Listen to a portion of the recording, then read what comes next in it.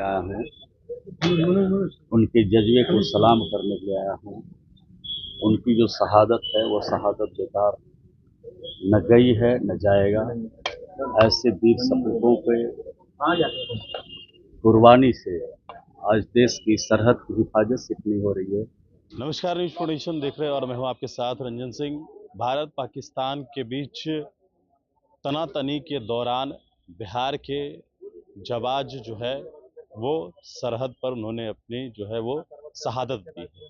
बिहार के लाल थे, छपरा के रहने वाले, और आज उनके पार्थिव शरीर को लाया जा रहा है, जहां राजधानी पटना के जो जयप्रकाश नारायण एयरपोर्ट है वहां पर उन्हें गार्ड ऑफ ऑनर दिया जाएगा, जहां पर तमाम नेता उन्हें श्रद्धांजलि देने के लिए पहुंच रहे हैं। तस्वीरें आप देखिए, बिहार सरकार के मंत्री श्रवण कुमार, नेता प्रतिपक्ष तेजस्वी यादव, बिहार सरकार के मंत्री नितिन नवीन, ये सभी लोग यहाँ पर पहुंचे हैं।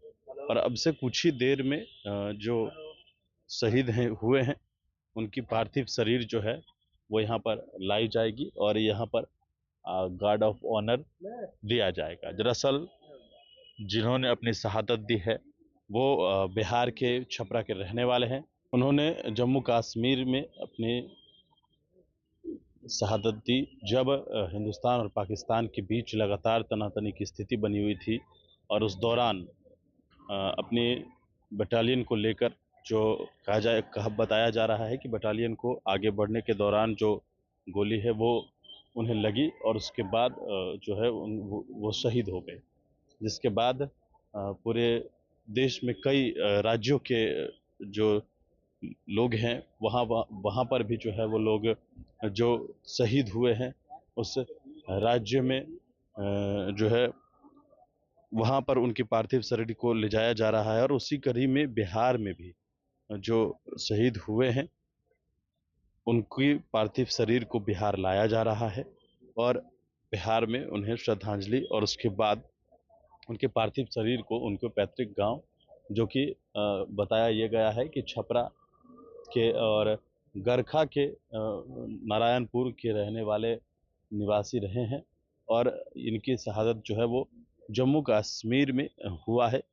और जम्मू कश्मीर में जिस तरीके से गोलीबारी हो रही थी उस दौरान जो है उनकी जो जान है वो गई है, और अब जो है अब उनकी पार्थिव शरीर यहाँ पर लाया जा रहा है और मंत्री पहुँच रहे हैं। उन्होंने उनके बलिदान को किस तरीके से अपनी बातों को रखा है, बिहार सरकार के मंत्री श्रवण कुमार ने, जरा मैं आया हूँ, उनके जज्बे को सलाम करने के लिए आया हूँ।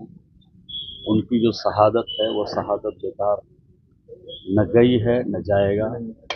ऐसे वीर सपूतों पे कुर्बानी से आज देश की सरहद की हिफाजत कितनी हो रही है। एक पूरे भारत के लोगों की हिफाजत हो रही है और उनके बलिदान के लिए उनको नमन करता हूं। और इस संकट की घड़ी में पूरा देश आज उनको नमन करता है और इस संकट की घड़ी में उनके परिवारजनों को धैर्य रखने के लिए ईश्वर से प्रार्थना करता हूं। सारण के रहने वाले थे, बिहार और देश के लिए कितनी बड़ी क्षति है। बिहार के जो हमारे सैनिक हों या देश के किसी राज्य के सैनिक, सबने अपनी सरहद की हिफाजत, भारत माता के सरहद की हिफाजत के लिए काम करते हैं, निष्ठा से ईमानदारी से काम करते हैं। उनके जज्बे को सलाम करते हैं।